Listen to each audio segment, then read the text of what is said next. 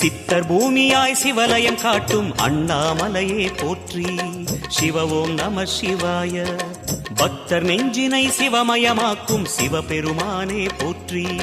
ஹர ஓம் நம சிவாய.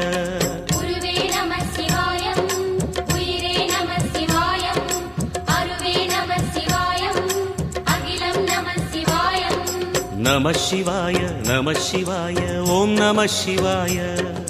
நம சிவாய நம சிவாய ஓம் நம சிவாய.